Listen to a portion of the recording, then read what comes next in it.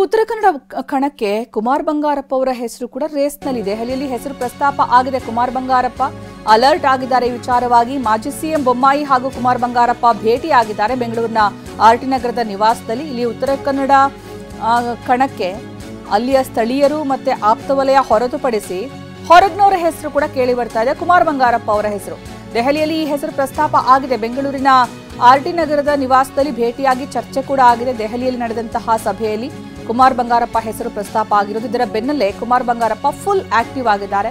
ಪುತ್ರನ ಜೊತೆ ಆಗಮಿಸಿ ಕುಮಾರ್ ಬಂಗಾರಪ್ಪ ಚರ್ಚೆ ಕೂಡ ಮಾಡಿದ್ದಾರೆ ಅನ್ನುವಂತಹ ಮಾಹಿತಿ ಸಿಗ್ತಾ ಇದೆ. ಇಲ್ಲಿ ಕುಮಾರ್ ಬಂಗಾರಪ್ಪ ಅವರ ಹೆಸರು ಉತ್ತರ ಕನ್ನಡ ಕ್ಷೇತ್ರಕ್ಕೆ ಕೇಳಿ ಬರ್ತಾ ಇರೋದು. ಇಲ್ಲೀಗ ಸ್ಥಳೀಯರಿಗೆ ಮಣೆ ಹಾಕ್ತಾರಾ ಅಥವಾ ಹೊರಗಿನವರಿಗೆ ಮಣೆ ಹಾಕ್ತಾರಾ? ಕುಮಾರ್ ಬಂಗಾರಪ್ಪ ಕಣಕ್ಕಿಳಿಸಿದ್ದೆ ಆದರೆ ಯಾವೊಂದು ಲೆಕ್ಕಾಚಾರದಲ್ಲಿ, ಜೊತೆಗೆ ಅಲ್ಲಿ ಅವರಿಗೆ ಸಿಗಬೇಕಾದಂತಹ ಸಪೋರ್ಟ್ ಎಷ್ಟು ಮಟ್ಟಿಗೆ ಸಿಗಬಹುದು ಗೊತ್ತಿಲ್ಲ. ಬಟ್ ಈ ವಿಚಾರವಾಗಿ ಇಲ್ಲಿ ಬಿಜೆಪಿಯಲ್ಲಿ ಲೆಕ್ಕಾಚಾರ ಅಂತೂ ಆಗ್ತಾ ಇದೆ.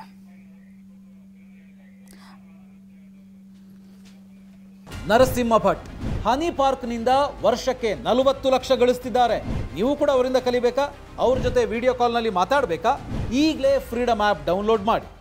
ಈ ಬಗ್ಗೆ ಹೆಚ್ಚಿನ ಮಾಹಿತಿ ನೀಡ್ತಾರೆ ನಮ್ಮ ಪ್ರತಿನಿಧಿ ಕಿರಣ್ ಹನಿಯಡ್ಕ. ಕಿರಣ್, ಇಲ್ಲಿ ಉತ್ತರ ಕನ್ನಡ ಕ್ಷೇತ್ರಕ್ಕೆ ಯಾರಾಗ್ತಾರೆ ಅಭ್ಯರ್ಥಿ ಅನ್ನೋ ತೀವ್ರ ಕುತೂಹಲಕ್ಕೆ ಕಾರಣವಾಗಿದೆ. ಇಲ್ಲಿ ಅನಂತಕುಮಾರ್ ಹೆಗಡೆ ಅವರಿಗೆ ಟಿಕೆಟ್ ತಪ್ಪೋದು ಬಹುತೇಕ ಪಕ್ಕ ಅಂತ ಹೇಳಲಾಗ್ತಾ ಇದ್ರೆ ಯಾರಿಗೆ ಸಿಗಬಹುದು? ಕಾಗೇರಿ ಅವರಿಗೆ ಮಣೆ ಹಾಕಬಹುದಾ ಅಥವಾ ಶಶಿಭೂಷಣ್ ಹೆಗಡೆ ಅವರ ಹೆಸರು ಕೇಳಿ ಬರ್ತಾ ಇದೆ, ಅವ್ರಿಗೆ ಮಣೆ ಹಾಕಬಹುದಾ? ಇಲ್ಲಿ ಕುಮಾರ್ ಬಂಗಾರಪ್ಪ ಅವರ ಹೆಸರು ಯಾಕೆ ಓಡಾಡ್ತಾ ಇದೆ ಅಂತ?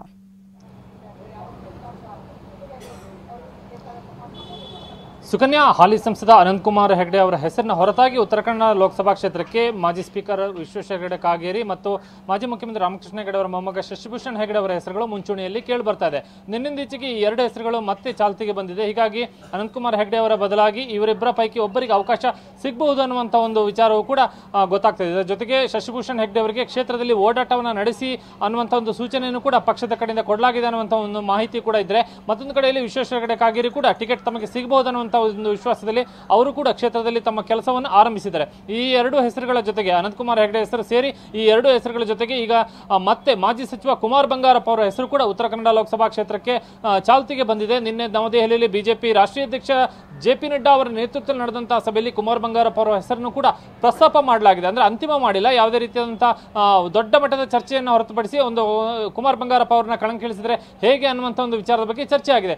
ಗಮನಾರ್ಹ ವಿಚಾರವೆಂದರೆ ಸೋಮವಾರ ಶಿವಮೊಗ್ಗದಲ್ಲಿ ಪ್ರಧಾನಿ ನರೇಂದ್ರ ಮೋದಿ ಅವರು ಪಾಲ್ಗೊಂಡಿದ್ದಂತಹ ಸಮಾವೇಶದಲ್ಲಿ ವೇದಿಕೆಯಲ್ಲಿ ಕುಮಾರ್ ಬಂಗಾರಪ್ಪ ಕೂಡ ಕಾಣಿಸಿಕೊಂಡಿದ್ರು.